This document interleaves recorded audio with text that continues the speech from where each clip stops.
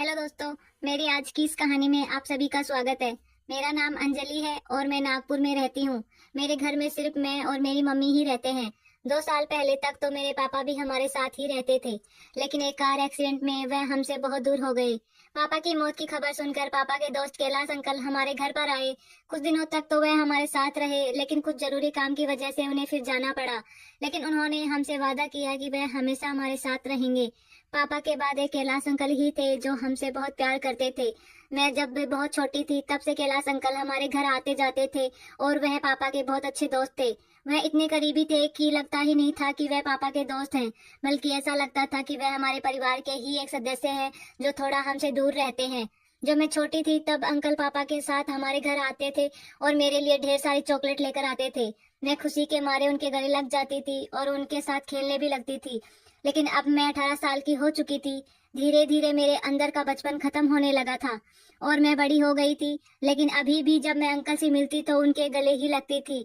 अब दोस्तों, जब से पापा गुजरे थे तब से मेरी मम्मी बहुत उदास रहती थी। मैं सोचती थी कि पता नहीं वह कभी खुश रहेगी भी या नहीं।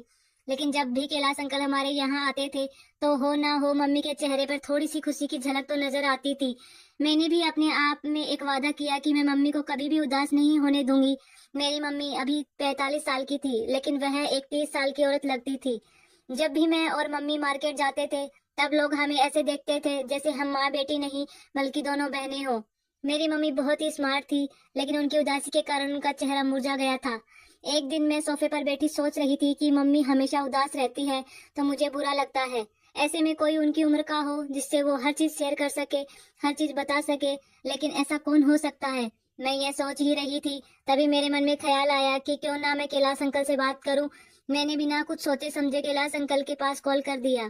पहले तो अंकल ने मेरी कॉल रिसीव नहीं की, इसलिए मैंने सोचा कि अंकल अपने काम में बिजी होंगे। मैं ये सब सोच ही रही थी, तभी मेरे फोन की बेल बजी और मैंने देखा कि स्क्रीन पर कैलाश अंकल की कॉल आ रही है। मैं उनकी कॉल देखते ही बहुत खुश हो गई और जल्दी से कॉल रिसीव कर ली। मैंने जैसे ही कॉल रिसीव की तभी उधर से अंकल बोल पड़े, सॉरी बेटा, मैं थोड़ा मीटिंग में बिजी था, तभी तुम्हारी कॉल रिसीव नहीं कर पाया। मैंने कहा कोई बात नहीं अंकल, आपने वापस कॉल तो कर ही दिया। तभी अंकल कहने लगे, अरे कैसी बात कर रही हो बेटा, अगर मैं तुमसे बात नहीं करूंगा तो किससे करूंगा, मेरा है ही कौन इस दुनिया में। वैसे दोस्तों, मैं बता दूं कि कैलाश अंकल की शादी 1 साल बाद ही उनकी पत्नी से तलाक हो गया था और अभी वो सिंगल ही रहते हैं। मेरे पापा ने कई बार उनको दूसरी शादी के लिए बोला भी, लेकिन उन्होंने मना कर दिया। फिर मैं अंकल से कहने लगी, अंकल अगर आप बुरा ना माने तो मैं आपसे कुछ बात करना चाहती हूँ। अंकल कहने लगे, बोलो ना बेटा, क्या बात है। मैंने कहा, अंकल जब से पापा हमें छोड़कर गए हैं तब से मम्मी बहुत उदास रहने लगी है। वो ना किसी से बात करती है, ना ही वो सही से खाना खाती है। क्या आप कुछ दिनों के लिए हमारे साथ रहने के लिए आ सकते हैं।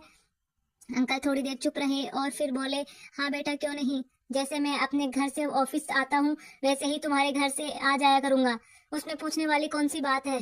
इतना कहने के बाद मैंने अंकल से बाय बोलकर फोन रख दिया और अंकल के बारे में सोचने लगी। शाम को खाना खाने के लिए हम लोग टेबल के पास बैठे थे, तभी अचानक किसी ने दरवाजा खटखटाया। मैं दौड़ती हुई दरवाजे के पास पहुंची और दरवाजा खोला तो देखा कैलाश अंकल दरवाजे के बाहर खड़े थे। मैं उन्हें देखकर बहुत खुश हुई, लेकिन मम्मी अभी भी अपना मुंह लटकाए टेबल के पास बैठी थी और उन्होंने अंकल की तरफ देखा भी नहीं था। तभी अंकल ने अपने मुंह पर एक उंगली रखी और मेरी तरफ चुप रहने का इशारा किया। मैं भी इशारा समझ गई और चुप हो गई। अंकल दबे पांव जाकर मम्मी के पीछे खड़े हो गए और पीछे से मम्मी की दोनों आंखों पर हाथ रख दिए। यह देखकर मम्मी अपनी आंखें खोलने की कोशिश करने लगी। तभी मम्मी को कोशिश करते हुए देख कैलाश अंकल बोल पड़े, पहचानो कौन। मम्मी भी अंकल की आवाज पहचान गई और कहने लगी, कैलाश भाई तुम कब आए। अंकल ने मम्मी की आंखें खोल दी और कहने लगे, तभी आया जब तुम मुंह लटकाई बैठी थी। उस वक्त मैं देख रही थी और महसूस कर रही थी कि मम्मी कैलाश अंकल के आने से कितना खुश हो गई थी। अब उनके मन में जैसे कोई टेंशन ही नहीं थी। तभी अंकल कहने लगे, अब मैं हमेशा तुम लोगों के साथ ही रहूंगा और कभी नहीं जाऊंगा। आखिर मैं अपने दोस्त की जान को अकेला रोता हुआ कैसे छोड़ सकता हूँ, और अब यह दोस्त अपनी दोस्ती का फर्ज निभाने आया है। अंकल की ये बात सुनकर तो मैं भी बहुत खुश हो गई कि अंकल अब हमारे साथ ही रहेंगे और हमें भी अपने पापा की कमी कभी महसूस नहीं होगी। कुछ देर बातें करने के बाद अंकल भी हमारे साथ ही टेबल पर बैठकर खाना खाने लगे। खाने के बाद उस दिन हम सब लोग एक साथ एक ही रूम में लेट गए और देर रात तक बातें की। फिर अंकल को सुबह ऑफिस भी जाना था और उन्हें नींद भी आ रही थी तो वह सो गए। मैं भी अंकल के सीने पर अपना सिर रखकर लेटी थी और ऐसे ही सो गई। सुबह कब हो गई पता ही नहीं चला। सुबह हम सब ने साथ में नाश्ता किया और अंकल ऑफिस चले गए। अब तो रोज ऐसा ही चलने लगा। अब मैं अंकल को अपना पिता मानने लगी थी, क्योंकि वो शायद पिता से भी बढ़कर थे, जो हमारे साथ रह रहे थे। एक दिन रात को मैं अपने कमरे में लेटी थी और मैंने एक बहुत बुरा सपना देखा, जिसमें मेरे पापा भी थे। अचानक से मेरी आंख खुली तो मैंने देखा कि मैं अपने रूम में लेटी हूँ और मेरे सर से पसीना टपक रहा है। मुझे बहुत तेज प्यास लगी, इसलिए मैं उठी और जग उठाकर पानी पीने लगी। तभी मैंने देखा कि जग तो पूरी तरह से खाली है। फिर मैंने सोचा कि किचन से पानी पी लेती हूँ। मैंने अपने कमरे का दरवाजा खोला और जग लेकर किचन की तरफ जाने लगी। रास्ते में ही मम्मी का कमरा भी पड़ता है और आगे वाला कमरा अंकल का था। जब मैं अंकल के कमरे के पास पहुंची तो वहां से कुछ अजीब अजीब सी आवाजें आ रही थी। मैंने सोचा शायद अंकल टीवी देख रहे होंगे और मैं बिना कुछ ध्यान दिए आगे बढ़ने लगी। तभी वो आवाज तेज हो गई। मैंने सोचा कि आखिर ऐसा क्या हो सकता है। फिर मैं वापस अंकल के कमरे के पास पहुंची तो मम्मी की आवाजें सुनाई दे रही थी। मैंने सोचा कि इतनी रात में मम्मी अंकल के कमरे में क्या कर रही होगी। मैंने अपने कान को दरवाजे से थोड़ा सटा दिया और अंदर की आवाज सुनने की कोशिश करने लगी। तभी मुझे कुछ साफ साफ आवाज सुनाई देने लगी, भाई अब आप हमें कभी छोड़कर मत जाना। अंकल भी कहने लगे, मैं अब कहीं नहीं जाऊंगा, मैं हमेशा तुम्हारा और अंजलि का ख्याल रखूंगा। अब अंकल माँ से बात कर रहे थे। तभी मैं भी थोड़ा अपने होश में आई और वहां से निकल गई। मैंने किचन से पानी लिया और चुपचाप अपने कमरे में आकर लेट गई। अब नींद मेरी आंखों से कोसों दूर थी, क्योंकि अब बार बार वही मंजर मेरे सामने आ रहा था। इधर उधर करवटें बदलते बदलते कब सुबह हो गई पता ही नहीं चला। आज मैं अंकल के उठने से पहले ही उठ गई और बाथरूम में जाकर नहा धो ली। आज मैंने एक हल्की नीले रंग की ड्रेस पहन ली, जिसमें मैं बहुत खूबसूरत लग रही थी।